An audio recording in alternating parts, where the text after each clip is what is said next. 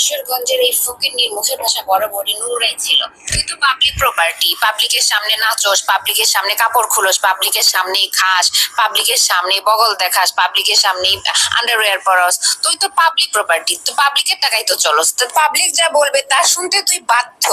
এই প্রস্টিটিউট যা খুশি তাই করবে, নিজের যা খুশি তাই করতে পারে। সে বুবলিকে নিজের সিদ্ধান্ত জানাতে আসে। হারামজাদি, বুবলি সাকিবকে বিয়ে করবে না কি করবে, সংসার করবে না কি করবে, সে বিষয়ে তুই কথা বলার কে?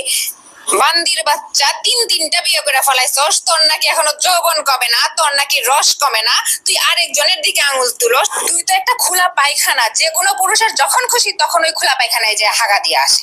হারামজাদি, ছোটবেলায় তো বাপ মায়ের মানুষ নাই, একলাই বাড়াই যায় বিয়া বইছস, আবার ডিভোর্স দিয়ে আইসা পড়ছস।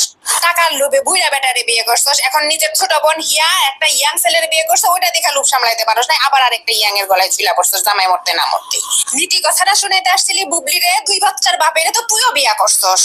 মনে রাখবি তুই একটা ডাস্টবিন, তোর ওইখানে সবাই ময়লা ফেলবে, সবাই ময়লা ফেলতে আসবে। ফকিন্নির বাচ্চা, তুই না নিজের একমাত্র বাংলাদেশের সফল উদ্যোক্তা মনে করস? পাবলিক তোর মুখে ঝাঁটা মারবে, ব্যবসা না, দেখ কি হয়, পালায় যাবি। এর আগে থেকেই তো তুই বিদেশ যাওয়ার জন্য পরিকল্পনা করতেছিস, সব তো সেটেল করেই ফেলছিস, এজন্যই তো আরেকটা গলায় যা ঝুলছস। হারামজাদি, তরে আমরা পাবলিকরা চালাই, তুই চলস আমাদের টাকায়, আবার বড় বড় গপ্প শোনাইতে আসস। ফকিন্নির বাচ্চা, জাত ছোট লোক একটা। এতদিন পরে কন্টেন্ট টুকু প্রাপ্তি কি নিয়ে?